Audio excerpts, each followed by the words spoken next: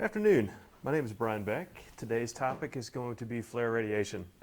Real quick about myself, I've been with John Zink about 4 months now. After 17 years as a competitor, I have been teaching this particular topic for about 15 years. I've actually taught this topic in somewhere between 10 and 15 countries because we are an international supplier. And prior to that, I was actually a Navy instructor and taught operational water chemistry, nuclear power, submarine tactics, and run the submarine tactics team trainer. So I've done a little, so I do have an extensive instructional background. This course is going to be a little short today. We're not going to take up the full hour and a half. There's really not that much material to cover on flare radiation. So before we get started, first, I'm not really going to be an instructor for this. I'm a facilitator. We're going to go through a little bit of material. If you guys have any questions or there's anything you want to talk about, please feel free to ask.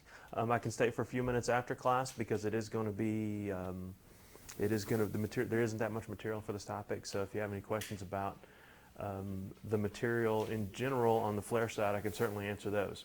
So a little bit of review. What have you guys talked about so far on flares? Who can tell me what a flare is and what it does? Have you guys talked about flares at all? We've mentioned them. Okay. So, how many chemical engineers do we have? Right? How many non-chemical engineers do we have? We have none. Let's see. I can't tell in South Dakota. Okay. So, all you chemical engineers, there's a high probability you're going to end up working in refining or petrochemicals. Right? You all know that. If you go to a refinery or petrochemical plant, there are hundreds, if not thousands, of miles of piping in that plant. And in those thousands of miles of piping, most of those miles are full of something that will burn. If there is an accident in the plant, an incident, an upset, anything goes wrong, they want to take as much of that flammable material and dump it out somewhere else as quickly as possible. That's where the flare comes in. The flare is designed to take all of that flammable material, burn it in a safe manner outside the people space versus burning it inside the people space. That's all we do. The flare is a great big gaseous sewer for the plant, so we take everything, off-spec material, sometimes we take liquids, rubber gloves and lunch boxes that are left over from the installation process, that all ends up in the flare. So the flare is the last piece of safety equipment on the plant. When everything else fails, they dump the entire plant to the flare, so it really is the penultimate. That's it. When everything else breaks, the flare still has to work. So that's what it does. Now, the whole purpose of this course is that we're going to talk about how not to burn somebody to death when you're speccing out a flare. Your process licensor, who knows what a process licensor is? Let's get a little deeper into the industry. Has anyone ever heard of a process licensor? Has anyone ever heard of UOP? Technique. So when they build a refinery or petrochemical plant, there is a company known as process licensors. Process licensors are the people that actually come in and have the know-how to actually make a barrel of oil, right? UOP, for instance, I used to work for UOP. 75% of the refining technologies currently in use around the world were developed by one company. That one company is the process licensor. They'll come in and they'll teach you how to build a refinery, and then you pay the process licensor. If you're the refinery owner, every time you make a barrel of fuel, you pay the process licensor a royalty on that barrel of fuel. Process licensors are the ones that, there are two people that make big money in oil and gas. The first one are the production guys, ExxonMobil Production, Saudi Aramco, world's largest, most profitable company. That's the Saudi Arabian government-owned oil company. The production guys, when they have pre-existing contracts, make massive amounts of money. The second people that make money in oil and gas are actually the process licensors. They make 90% margin with very few people, and once they've got the technology developed and get the refinery installed, they'll make money off that refinery for the entire life of the refinery, which is easily a century. So that's what process licensors are. Who knows what an EPC is? Engineering, Procurement, and Construction. Has anyone here done an internship? Okay, so a couple of intern guys. Right. Did they ever talk about any with this because this is what you guys are going to be doing for a living, actually. So, engineering, procurement, and construction. There are a handful of different places that are the most obvious places to work as a chemical engineer when you leave here. The first is your process licensors. The second are your operators. The operators are your Exxon Mobils, your Chevrons. They have engineers on staff that actually keep the plants in service and in operation. That ranges from your petrochemicals, ethylene, polyethylene, all your different petrochemical mixes, to your refineries. Those are all ran by the operators. The next big employer in this industry is engineering, procurement, and construction. The engineering and procurement and construction teams are typically the multi-billion-dollar international businesses that actually build the refineries and petrochemical plants. ExxonMobil, Chevron, Occidental Chemical, pick an operator, they can't build their own refinery. They don't have the engineering expertise to do that. So they will place a subcontract on an EPC, engineering, procurement, and construction, and will pay that EPC to come in and spend their $5 billion needed to build their plant. So they typically hire a gigantic team, both of U.S. engineers and offshore engineers, to develop the drawings and put the plants together. The next layer of that is a manufacturer like John Zink or any of the other manufacturers in town. Tulsa, as we mentioned a couple of days ago, dominates a couple of industries. One is the combustion industry, that's why I'm here. The other one is actually the air-cooled heat exchanger industry. In the combustion industry, we take the projects from the EPCs and we actually build the sophisticated equipment that goes into facilities. So your super high-end thermal oxidation units with 99.9999% destruction efficiency of hazardous waste. Those are all of that technology is developed here in Tulsa. Same with your flaring equipment. All of your main flare technologies were developed here. All your process heaters technology was all primarily developed here in Tulsa. So, and then after that you have your product vendors. So after you get through your manufacturer, you get to your product businesses. Those are the guys that sell the pumps. Those are the guys that sell basic heat exchanger equipment. Those are the guys that sell piping. That's the next level. And they don't sell projects that have 2,000 pages of specifications. They sell products based on 1 or 2 specs. They may have 100 pages of specs in a 50-page contract. So that's how the business actually works. Right. If you have any questions about that, feel free to ask. So the reason I bring that up is that I know most of you guys are juniors and seniors, and when you start doing job fairs, you know, knowing who you're talking to makes a big difference, right? Operators, frankly, if you can get a job at an operator, a good operator, the big ones, one of the big multinationals, the Seven Sisters, Shell, BP, ConocoPhillips, Exxon, those are pretty good jobs. EPCs, not my favorite. Okay, learning objectives for this course, the actual material. Right, we're going to define flare radiation. We're going to discuss how much thermal radiation you can tolerate without being injured. And we're going to discuss the parameters required for estimating how much radiation you're going to get. Basically, what is it, why do we care, and how do we estimate it? So, who's had heat transfer? Okay, do chemical engineers cover radiant heat transfer? Or do they primarily focus on conduction and convection? Mostly conduction and convection. Okay, mechanical, at least when I did it, back when the Earth was cooling, we talked a lot about radiant heat transfer. Radiant heat transfer, basically, any two objects in the universe, if they are of different temperatures, they actually transfer heat from one object to the other object through radiation. Okay. So you don't ever walk past the milk cooler in the grocery store and notice that one side of your body feels cool while the other side feels hot. That is literally the temperature of your body radiating from your body into the milk cooler. So you're losing energy into the milk cooler through radiation. All right. Really simple equation, Stefan Boltzmann law based on Stefan Boltzmann constant, right? The energy transfer is equal to the constant times temperature to the 4th power.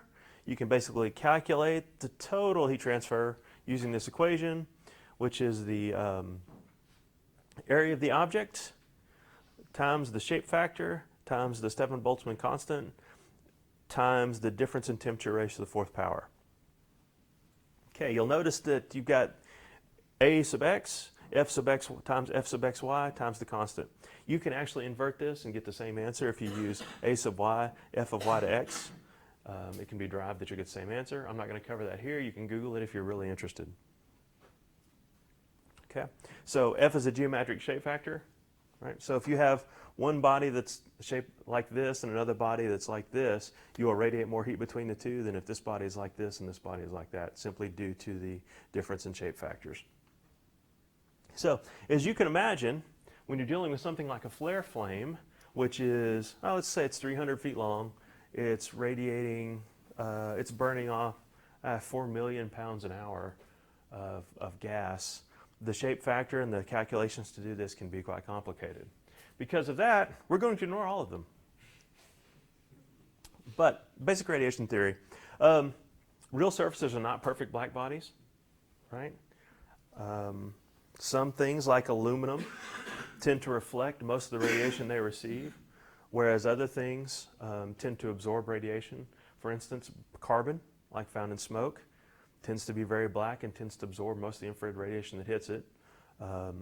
We use aluminum on some of our equipment specifically because the aluminum, for industrial ovens, for instance, industrial ovens are often lined with aluminum so that as a piece of equipment is being heated in the oven, the infrared radiation from that oven is not being radiated out, it's reflected back into the unit. Probably the most interesting use of this is astronaut helmets with the gold liner. The reason they do have that gold liner is that, A, if they're looking into the sun, the radiation from the sun is not overheating their face, and vice versa, if they're looking away from the sun, the radiation from their face is not leaking off into space. So, yeah, if you look at the old NASA photos, you'll see the astronauts with the gold-covered face shields. Okay, here's where a flare actually, the spectrum for a flare.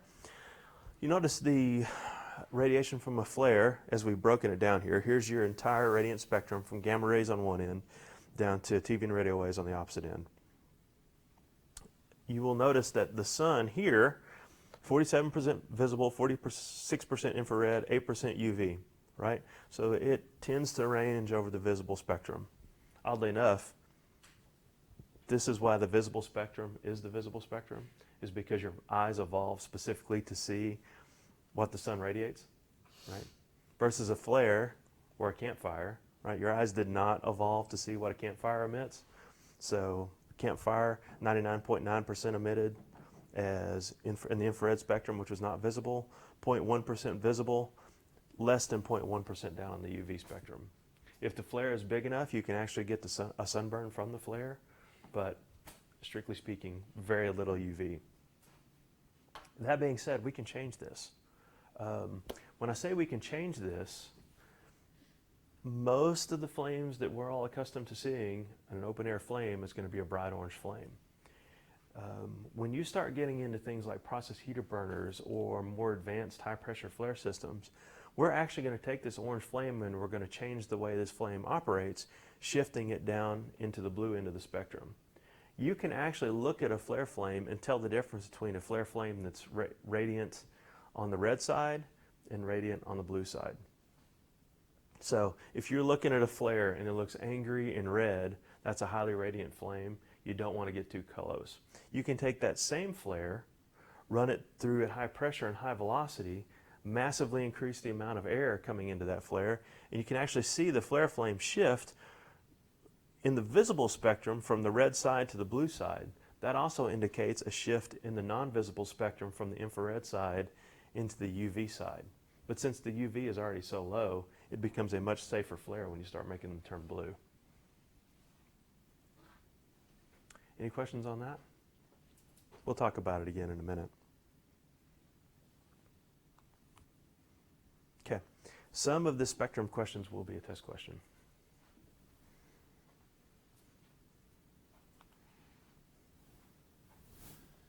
So, when we're talking about flare radiation, we like to use solar radiation as a comparison. On a hot day in July in Tulsa, if you walk outside, the amount of radiation that you're going to receive from the sun at 1 o'clock in the afternoon is going to be roughly 300 BTUs per hour per square foot. So 300 BTUs per hour per square foot. You'll notice, so that's kind of the peak from the sun. And of course it peaks in the summertime and then drops off in the wintertime is when we receive the minimum amount of solar radiation. The reason for that is that when you actually look at the aspect angle to the sun from the earth, aspect angle to Tulsa in the summertime, you get a very direct amount of sunlight, so you get a higher BTUs per hour foot squared, so a higher heat flux, versus the wintertime where it's a very shallow angle. So you end up with a very low angle of incidence. So you don't get quite as much solar heat. So that number is about 300. By comparison, most flares are designed for about 1,500 BTUs per hour foot squared at grade at the maximum rate. What that means is that when that flare is going off and you are dressed appropriately to be working around a flare, and by dressed appropriately we mean normal facility safety gear. For instance, when you're working in an operating facility, you're going to wear most likely gloves, steel-toed boots, hard hat, and coveralls. You can stand 1,500 BTUs per hour foot squared for a couple of minutes, which is basically long enough to get the hell away from the flare. Okay, that's what the flare is designed for. We're going to set the flare height tall enough so that you don't burn to death, but you know you need to leave. Okay. I've been in a flare in our test facility that was operating at 3,000 BTUs per hour foot squared. I made a mistake. I was not wearing appropriate safety attire. I was wearing a black polyester logo shirt and a hard hat, and I was doing custard demonstrations. The flare turned out to be much more radiant than we expected. And I was standing from about here to that camera with the flare. The flare goes off and I'm immediately cooking, right? It is not pleasant. My skin starts turning red. It is not good. But I also have customers just far enough away in the right direction that the wind is not blowing the flame towards them. And I can't just turn and run from the flare with customers there. In this particular case, the flare was small enough that I could back up and rotisserie myself. So this is the opposite of a normal rotisserie, where as you turn to cook, I turned so that I didn't cook. And so this side was hot for a minute, and then this side was hot for a second, and this side was hot for a second, until I got far enough away from the flare that I was no longer baking. I don't recommend that, but it is a real thing. So here's an example of what a flare flame looks like in the test facility. This thing is tiny. It's only 60,000 pounds an hour, right? 60,000 pounds an hour is considered a trivially small flare. A big flare would be 4 million pounds an hour. So, almost 100 times the size of this. Total heat release on this, about 4 billion watts, give or take, right? The heat coming off of this is converted to either the hot plume, which is all the heated gases and smoke and combustion products that are being emitted off the end of the flare. The wind, of course, is pushing it that way. And then you have your flare radiation that's radiating in all directions from the flame. It's calculated as flux. Two most common units that are used, BTUs per hour foot squared and watts per meter squared. Flares are typically modeled as a point source. By that, they are modeled as a point source where they radiate in a spherical manner, right? And the total heat flux coming off that flare is based on the area of the outside of that sphere. What that means is, because the area of a sphere is proportional to the radius squared, if you double the distance from the flare, the amount of radiation that you can measure at that point actually decreases by a factor of 4. So that's the other thing about rotisserie myself. As I moved away from that flare, there was a very rapid decrease in radiation, because it is once you get a reasonable distance away, the spherical model becomes valid. If you are within a couple of flame lengths of the flare, the spherical model is not valid, because rather than being able to model it as a single point, you have flame let's say if you're standing too close and the flame starts here and ends over there, it's no longer radiating as a sphere. At this point, it's radiating either as a line, or if it's big enough, it's radiating as a wall.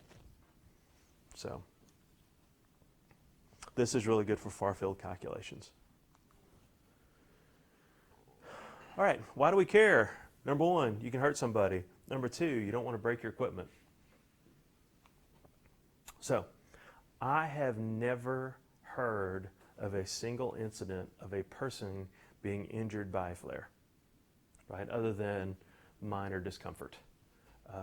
We have never, I've been all over the world, I've been on every continent except Antarctica and have equipment there. I've never heard of one person being injured by a flare. However, I have heard of massive millions and millions and millions of dollars of equipment being burned up by the flare, right? Lots of flares that are too small, lots of flares that are mis-spec'd. When I say a mis-spec flare, someday you could be responsible for designing a relief system for a plant. All of those thousands of miles of piping we talked about earlier also have hundreds of relief valves connected to them. Those relief valves are designed to pass, in case of an accident, enough flow to keep your tanks, for instance, from exploding inside the plant. You don't want your tanks and your vessels to detonate inside the people space. When your relief valve vendor designs those relief valves, your relief valve vendor is going to say, okay, at 1,000 psi, this relief valve is guaranteed to pass 1,000,000 pounds an hour. If that relief valve vendor actually passes 1.2 million pounds an hour, does the relief valve vendor get in trouble? No, because the purpose of a relief valve is to pass as much flow as possible. If they exceed the specification, that's a good thing because that's the safer condition to be in for the plant. Now, if the relief valve vendor does all his calculations based on 1,000,000 pounds an hour, all of that relief valve stuff comes to me. If he sends me 1.2 million pounds an hour, am I in trouble? Yeah, I am, because I just increased the amount of heat load from that flare by 20%, right? So multiply that by a factor of 100 because you've got hundreds of relief valves inside the plant. And all of those relief valves are going off at different times and maybe going off faster than what you think. So most of these flares, when they're in the field, they don't really know what they're going to flow.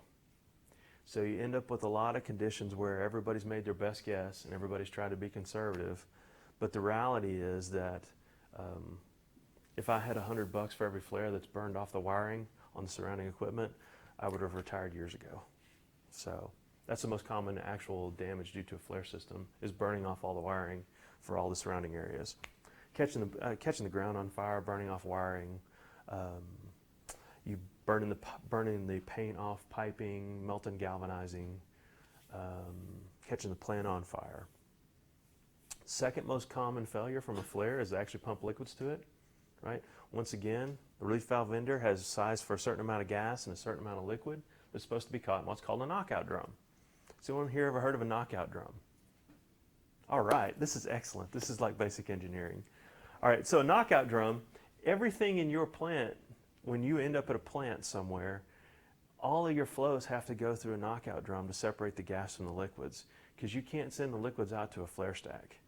If you send gasoline to a flare stack, who's ever heard of the BP Texas City disaster? Probably happened, you guys were probably between 5 and 10 when it happened. Okay, BP Texas City, what happened there is they had a vent stack. The vent stack relieved a heavy liquid out of the top of the stack. The heavy liquid fell to the ground, vaporized, was lit by a pickup truck, detonated, and killed a half dozen people and did several $1 billion worth of damage. That is prevented by your knockout drums. Your knockout drums are installed on your major relief headers and are designed to catch the liquid to keep the liquid from being released to the atmosphere. They overfilled their knockout vessels in that particular instance and blew the liquid into the atmosphere and killed a bunch of people. Flare systems typically don't deal with liquids very well. The best case scenario for a liquid release to your flare is actually what's called flaming rain. Flaming rain is pretty cool if you ever see it, because all those liquids blow out of the top in a spray form and will actually fall onto the ground and light everything on fire, which is another reason the flares are typically some distance away from the plant. You want to be sure that when you start talking about knockout drums, that you size them so you don't have that flaming rain event. Okay. Again, radiation calculations do not cover flaming rain because it becomes a contact problem where the actual liquids themselves fall onto their surrounding equipment. So, flare radiation, typically 1,500 BTUs per hour foot squared. Solar is about 300. In the 1,500 BTU per hour foot squared range, you can stay in the area with bare skin for about 20 seconds before you get a first degree burn. 30 seconds is a second degree burn, and 50 seconds is a third degree burn with charring. Okay. How do we know that? Well, because the Navy tested it on people. So we actually, back in the 50s, and I tried to find this study, but I couldn't find it, unfortunately. Back in the 50s, the Navy actually tested this on people. Hey, this is how long it's going to take to hurt for various radiation levels, and this is going to be how long it takes until you start to blister. So, once again, 1,500 is your normal design rate. You got about 20 seconds at 1,500 before it starts to hurt. 40 seconds before you start to blister. Once again, I was in 3,000 in our test facility, and yeah, 6 seconds was more than enough to start to hurt. All right, so who's heard of the American Petroleum Institute? Have they come to talk to you? Okay, so the American Petroleum Institute, I'm going to give you a global perspective on this. The American Petroleum Institute writes the guidelines to build the basics for everything that's built in refining and petrochemical. They release a series of publications that are written by all of the majors in the industry that have all the lessons learned about every basic piece of operating equipment in every type of refining and petrochemical plant. If you walk out of a refinery in the United States and you walk into a refinery in Thailand, or you walk into a Total refinery in Paris, or you walk into a Pemex refinery in Mexico, or you walk into Cartagena, Colombia, all of those refineries are going to operate the same basic way with the same basic safety practices, because all of those refineries are being built based on American Petroleum Institute specifications. When I go to the American Petroleum Institute specifications, I go twice a year. I'm actually on the board for one of the reference manuals. All of the majors from the industry get together and share those best practices so everybody knows what they're supposed to do. There are two exceptions to this. Russia does not follow the American Petroleum Institute guidelines. Neither does China. It is brutal to bid into Russia and China because their specifications make no sense. In the 50s, 60s, and 70s, when the British and the French and the Americans and the Middle Easterners were all getting together and writing all of this stuff, we all figured out the best practices, right? And we keep improving on those best practices, but fundamentally, everybody does the same thing, except the Russians, for obvious reasons. They were communist, post-war, and separated themselves from the rest of the world, and so did China. So you go into China and you start reading flare specifications. You read specifications for anything that make absolutely no sense whatsoever, right? And it took me years of bidding into China to understand, and what really tipped me off was the first time I bid a Russian package and realized that the reason this stuff doesn't make any sense and these packages look so much alike is that the Russians and Chinese are the only people talking to each other. They didn't talk to the rest of the world and find out how it's supposed to be done. So anyway, I bring that up because much of the flare radiation stuff is actually contained in API 521, right? That's where they publish the formal guidelines on how to design your flare systems. Two big numbers. The 1,500 number, which we already talked about, normally the guideline for flare radiation at grade. The second one is 500, right? If you've got a petrochemical plant next to a school or a hospital or a daycare center or an old folks home, you're going to design that flare such that you don't exceed 500 on top of the old folks home at the maximum rate, right? This is the maximum permissible that's allowed outside refinery boundary limits. Okay, This is actually all being moved out of 521 over to a publication called API 537. You are not expected to remember those numbers, right? But someday in the industry, when you've got questions about how Flare works, Google API Flare, and there's a publication that will tell you every single thing that I'm talking about in this course. John Zink offers a 3-day course on flares. It actually starts on Monday. It's really expensive, right? It is really expensive to attend. It's several $1,000s per attendee. You get to see all this material plus 2 days more material, plus real demonstrations in the field. Every single bit of information that we put out in that course can be read right out of API 537, right? It's all 537 based. We wrote 537, or we wrote parts of it, and customers could buy a $100 publication and save themselves a $2,000 school. Okay. API 521, sections 4.2.3, right? In order to survive in that 1500 range, right, do have to have typically Nomex coveralls, hard hat, safety glasses, and gloves. Everything, sleeves have to, skin has to be covered. Okay. So, you want to completely exclude people from any area that gets up to 2,000 BTUs an hour. If you can't immediately escape from the area, that means that you have to have some sort of radiation shielding or something that makes it suitable for escape to a safe location. The design of towers or other elevated structures exposed to flare radiation should consider radiation effects. It's most effective to accomplish escape by locating ladders and platforms away from the flare. So, you're underneath the flare goes off. What they're trying to say here is that you need to either, if you got to stay there, you need some shielding. If you don't got to stay there, get out. Most common shielding on a flare system is actually the pipe rack that feeds the flare. If you've got a pipe rack that's 65 inches, with a pipe that's 65 inches in diameter, that's 10 feet off the ground and 20 feet wide, that's a pretty good source of shielding. Get underneath it, get out of there. Right, that's all you got to do.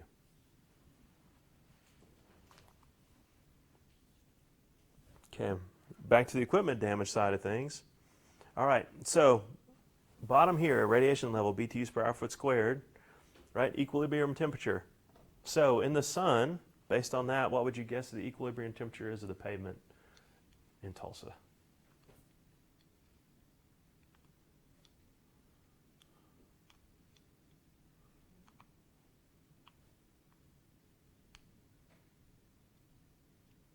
Any guesses? So what's radiation from the sun? 300. Okay. So here's radiation from the sun. It's not wood or metal. However, the emissivity of pavement, it's black. It's a near perfect black body. It's got an emissivity of about 92, 93, 96, something like that.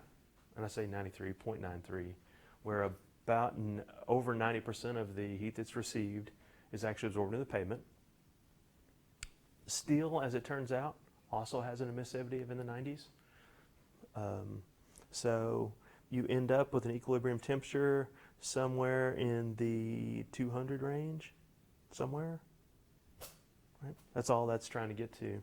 So let's get into some more relevant numbers here. Right? You get up in the 1500 range, suddenly your metal equipment's 400 degrees Fahrenheit-ish, right? That's more than enough to start melting the jacket off your polymer wiring, right? And you start rapidly dehydrating wood. All right, so let's say we've got a flare with wooden scaffolding, 3,000 BTUs, it starts decomposing, 4,000 BTUs, it starts catching on fire. We build a piece of equipment called a multi-point ground flare. Imagine putting 1,000 flare burners. Each flare burner is 12 feet tall. It's this big around. It flows 5,000 pounds an hour of gas. So that's roughly equivalent of 800 gallons of gasoline an hour in vapor form flowing through each of these 1,000 burners. This was in Nigeria. They used wooden scaffolding all around the outside of the flare to erect the thing and left it up, and then called and wanted to know why it was catching on fire. Well, it's wood in a flare system. It's 10,000 BTUs where you put the scaffolding. It caught on fire in about 2 minutes.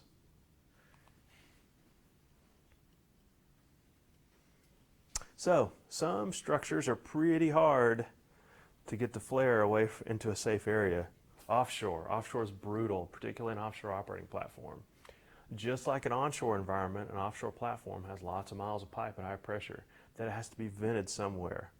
They've got two choices. In this particular case, they use the flare that was located on assembly, typically in shallow water, that's some distance, a couple hundred meters away from the offshore platform. Most offshore platforms are in deep water and don't have this option. So they've actually got the flare mounted on a boom on the platform.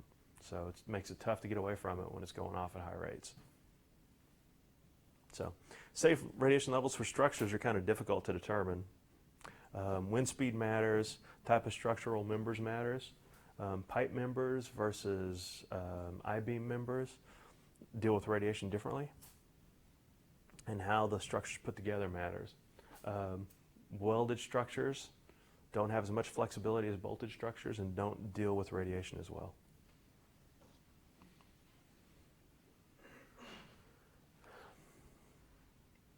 Okay, prediction methods.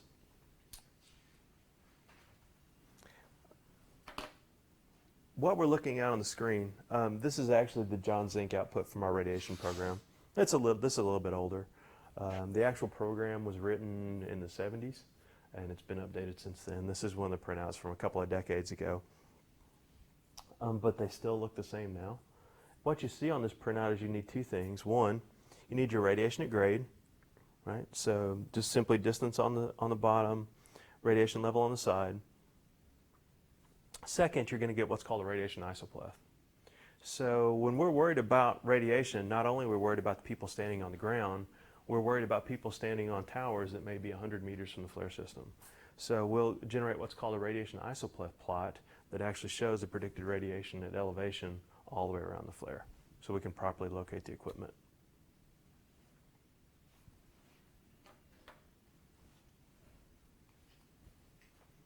Okay. There's multiple different methods for calculating this.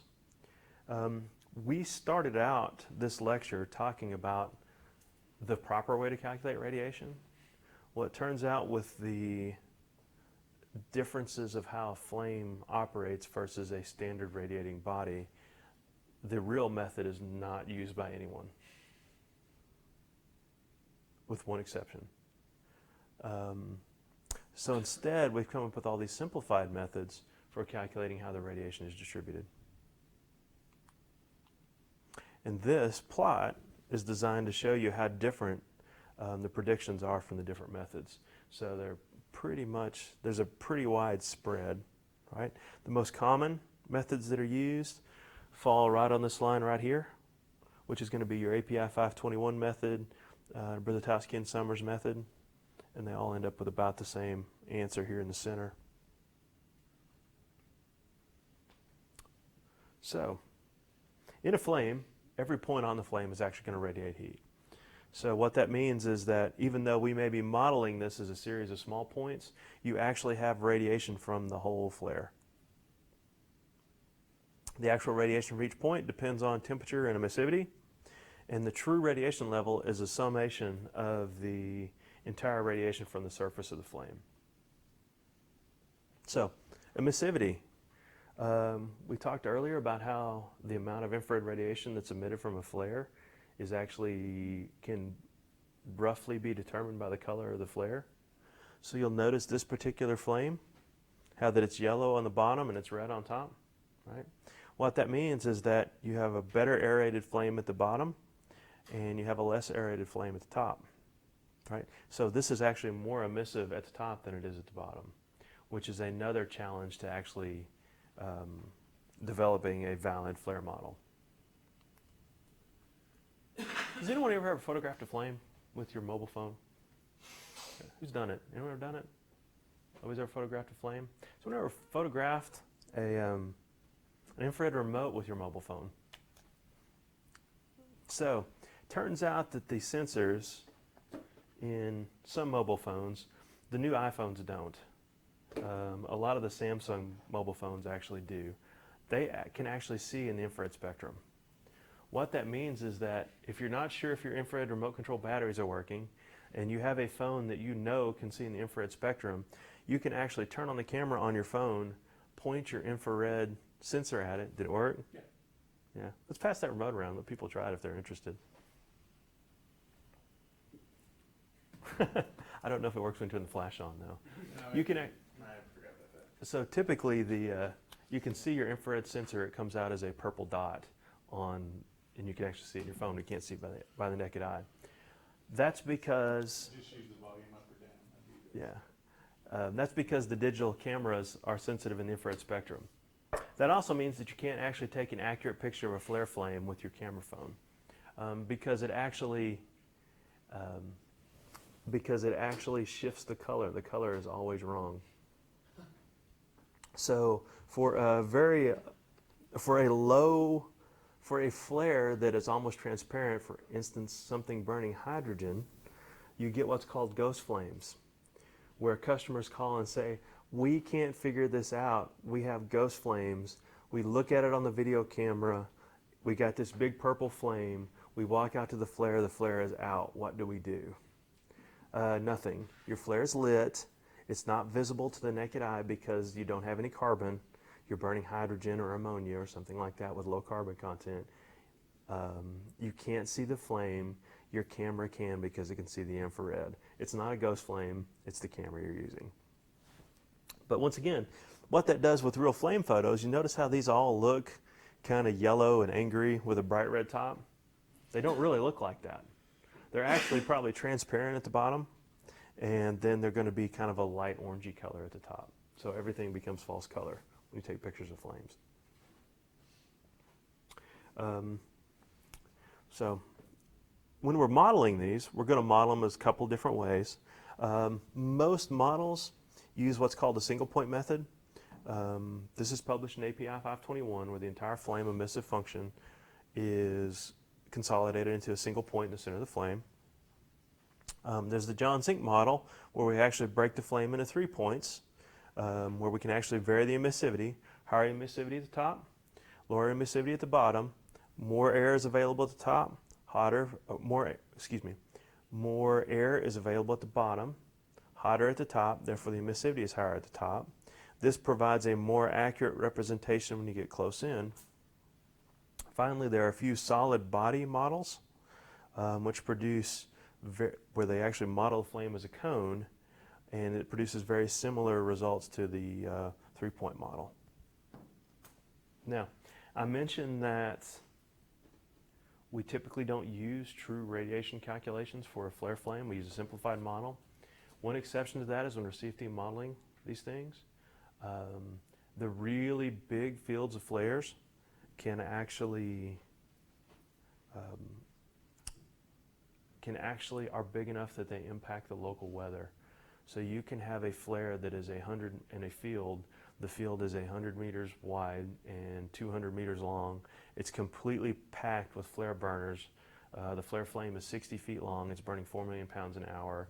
It affects the local weather for an area of about a mile in any direction from that flare system. When we are modeling those flare systems using advanced CFD, computational fluid dynamics, we actually use real flame models versus simplified flame models because of the magnitude of what we're doing. We actually use, in the past when I've been doing these, or I don't do the CFD models, when our team has been doing these, we actually have used wind modeling profiles from wind farms. The wind farms actually developed the best way to model air profiles for large areas in CFD. We copied them directly into our flare flame models.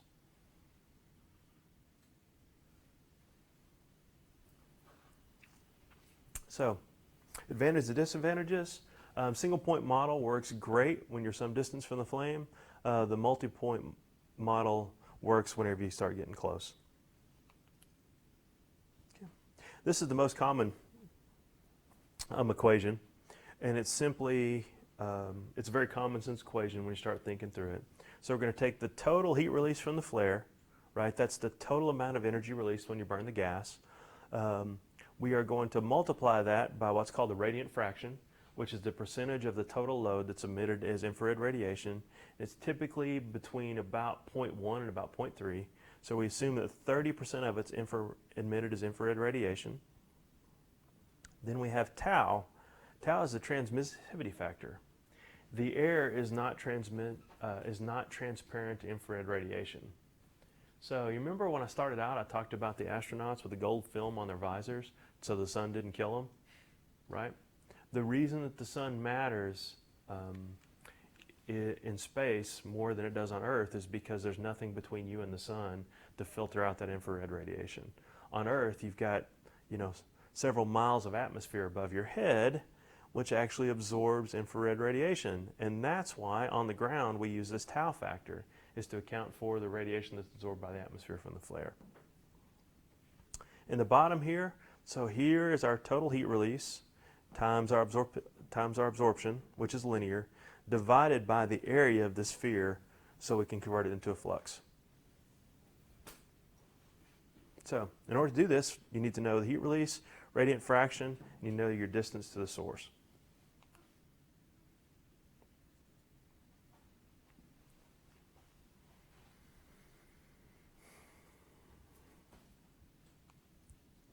Okay, here's a sample calculation. Propane at 50,000 pounds an hour, lower heating value 20,000 BTUs per pound. Assume the single point model, plug in the numbers, and you're going to get your theoretical total radiation at grade. So, one number on here that I want you to remember for your future career. See this 20,000 BTUs per pound? That's the lower heating value. Lower heating value is the total amount of energy released for burning 1 pound of hydrocarbon after you account for the amount of energy absorbed by the water vapor condensing, right? The reason that I call this number out, 20,000 BTUs per pound, do you want to guess what hydrocarbons have 20,000 BTUs per pound? Take a guess. Anyone ever heard this number before? Okay. All of them. Like literally every single hydrocarbon that you are ever going to deal with on a daily basis is 20,000 BTUs per pound burned, plus or minus about 10%. So methane, ethane, propane, propylene, ethylene, hexane, hexylene, pick something, cyclopentane, they're all 20,000 BTUs per pound, right? Now when you start doing a BTU per volumetric basis, right, on a BTU per volumetric basis, methane is 1,000, natural gas is 1,000, where propane is about 2,300.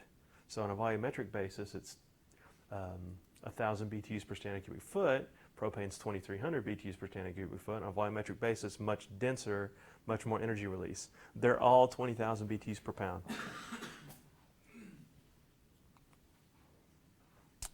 So, do you think these two flames have the same radiant fraction? No, they don't. You can see this one has shifted more into the blue end of the spectrum here at the bottom. This one has a much more carbon incandescence, right? Much more radiation from this one than this one, which is a well-aerated flame. Okay. Things that impact the radiant fraction, first gas composition, methane. Lots of hydrogen, lower amount of carbon versus the hydrogen ratio. Lower carbon to hydrogen ratio. Therefore, the methane tends to burn much cleaner and bluer, right? Propane tends to burn much more orangey. Air fuel mixing, lots of air in this one on the side here, right? Nice cool flame, low radiant fraction. Here, lots of hot carbon, incandescing, producing a little bit of smoke, not quite enough air here to fully combust this, right? High radiant fraction. This is going to burn you, this probably isn't. Smoke. Smoke is an interesting one because even though this flame is super hot, there's not enough air in this flame to keep from smoking. The smoke itself actually absorbs the flare radiation and will carry it up and away. So turns out that flare radiation, as the flow rate goes up and the flare starts to smoke, radiation can actually go down because the smoke absorbs the heat. Okay, variables, right? Height of the stack. That's why I'm talking about this, right? Because I'm going to use that flare radiation calculation to set the height of the stack. And we want to set the height of the stack as low as possible because steel is expensive and we don't want to use extra steel, right? Distance from the base of the stack. Further away you are, less radiation you get. Flame shape. Right? Flame shape matters. So if you are standing over here somewhere, this flame is going to appear cooler than this flame because this flame is being blown towards you, right? This is particularly significant when you consider that many of these flames are hundreds of feet long.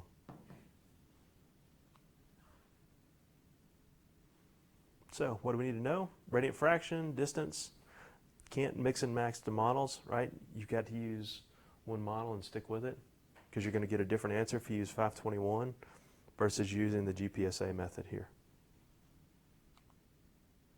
Okay, summary. Radiation is heat flux. Solar is about 300. 1500, you can stay a few seconds before you start to blister, right? 3000, it gets much worse. Most of flare radiation is going to be in the infrared spectrum. And this is what we need to calculate it.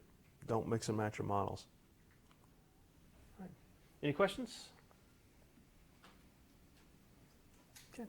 Well, if you do have any questions about anything, thanks for paying attention. Everybody staying awake. And I'll be here for a few minutes if you would like to talk after class.